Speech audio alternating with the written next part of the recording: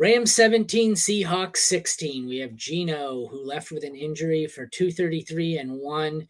True Lock was terrible. Matthew He's Stafford, awful. 161 and 1, and took possibly the hardest hit I've ever seen in my life. It Did was you see brutal. this hit? Yeah, it was. He got rocked. I was Yeah. like, oh my gosh. Oh, good God, it was brutal. The running backs, Walker went 4 for 18, but left with an injury that we don't have an update on. Last I checked, could miss time with an oblique strain. I think Deepak said, look, he expects him to potentially miss week 12, but not much longer. Yeah. Charbonnet, if he is out longer, is a league winner. If not, he's probably worth holding anyways. He had 15 for 47, so he wasn't efficient. He just had so much volume, 6 for 22 in the Yep. passing game. Similar for Henderson. Well, not similar, I guess. Similar end number, but it was all on a touchdown. Royce Freeman had 17 for 70. Royce Freeman led them in carries. That's horrifying. Yeah, he was just. I mean, he was just better back. Like it was weird. They only had 6 carries for Henderson, so I don't know why they decided to shift. But and Henderson was the pass catcher, so go figure because he's not a good pass catcher. So I don't really. Yeah, I don't know what to take away from that game. Terrifying.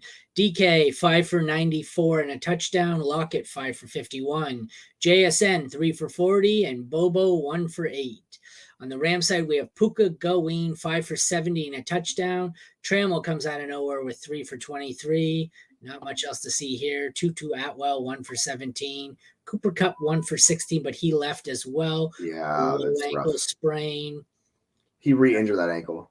I think I look. Deepak says he expects him to play next week, just with a slight performance hit. None of the tight ends did shit. Jason Myers at kicker was good, and the defenses both sucked. This game was a fucking nasty, ugly one. This game was wild.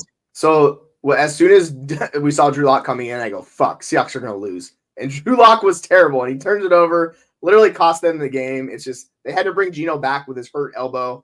He guided them down for a chance to get a game-winning field goal. They made a really blunder with like 26 seconds left. They could have spiked it, but they ran a play. So they had more time than they chose to. I don't know what they were doing, but they still had a 55-yard attempt to win it. So he gave them a shot. But yeah, if you ever have Drew Lock or Zach Wilson starting quarterback, you're just not going to win. Like that's just really, they're awful.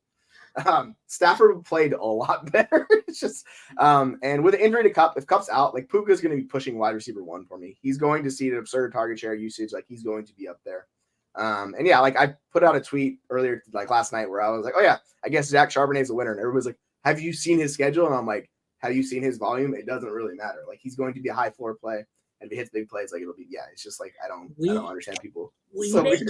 We may get to the fantasy playoffs with a record number of starting quarterbacks in the lineup because it looks like the Browns starter next week is going to be Joe Flacco, and if it's not next week, it'll be the week after. Yeah, and Geno might not play this week because of that elbow. Like they talked about it. So if Drew Lock's playing, I'm benching every Seahawk except for Charbonnet. Like I'm not trusting his Lock for anybody. Like there's no way.